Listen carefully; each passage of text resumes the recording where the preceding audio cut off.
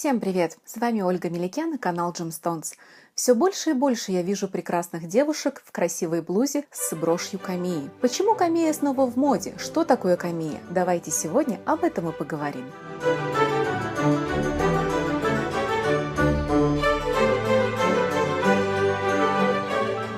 Камея, как одно из направлений глипсики, сформировалась очень давно, еще во времена античности. Глипсика – это искусство резьбы по камню. Что такое камея? Камея – это резные, драгоценные поделочные камни с выпуклым изображением. Есть еще инталия – резной камень с изображением внутри камня. Это не менее интересный, трудоемкий и красивый вид искусства. История зарождения камеи прекрасна. Камеи пришли к нам из Александрии. Во времена правления Александра Македонского родилось это украшение, которое, конечно, прежде всего носили мужчины в виде камеи кольца или красивой застежки для перевязи. В это же время камеи становятся неотъемлемой частью посуды верховных правителей. Это кубки, чаши, амфоры – все украшается камеями. Самыми знаменитыми камеями, дошедшими до наших дней, являются портреты царя Птолемея и его жены, а также чаша Форнезе. Для глипсики необходимы были удобные камни, например, агат или сардоникс, то есть сердоликовый оникс. Но умение мастера было ключевым. Только представьте, при обработке камня абразив смешивается с водой или маслом и полностью закрывает рисунок. А нужно было на ощупь, некое чутье скульптора, создать настоящий шедевр практически вслепую. Вот почему многие камеи создавались несколько лет. Они были особенно популярны в Древнем Риме, в частности в семейном кругу Августа. Самыми известными каменными камеями этого периода являются Гемма Августа, Гемма Клавдия, сделана была для императора Клавдия, и самая крупная плоская гемма, дошедшая до нас с древних времен.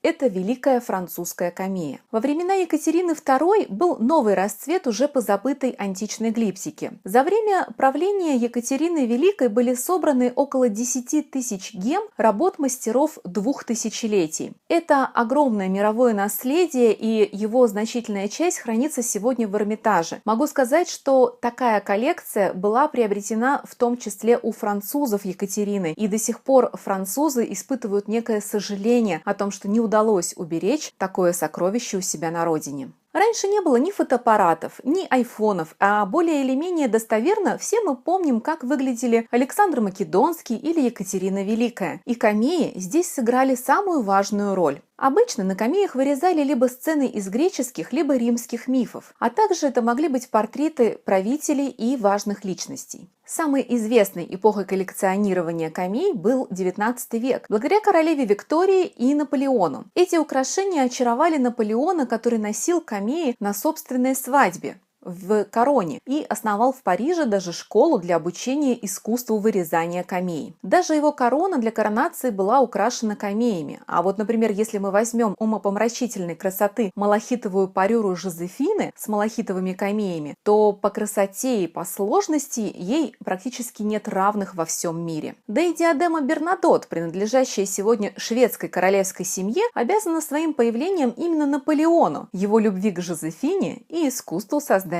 камеи. В Великобритании это возрождение впервые произошло во время правления короля Георга III. Его внучка, королева Виктория, стала главной сторонницей камей и до такой степени, что ко второй половине XIX века наладилось настоящее их массовое производство. После 1850 года спрос на камеи вырос, и они стали так называемыми популярными сувенирами из тура среди среднего класса. Так почему камеи вновь популярны? Так бывает всегда. Человек так устроен. Как только появляется насыщение в чем-то одном, то сразу же возникает тенденция в полностью противоположном направлении. А как вы думаете, почему камеи вновь популярны? Пишите об этом в комментарии. Современные ювелиры радуют интересными украшениями с резными камнями в стиле камей. Это и массивные серьги, и коктейльные кольца камеи, и даже удивительные броши. Я уверена, камея всегда сможет подчеркнуть индивидуальность и характер своего владельца. Остается только радоваться, что секреты техники не утрачены и вновь становится востребованным этот интересный вид ювелирного искусства.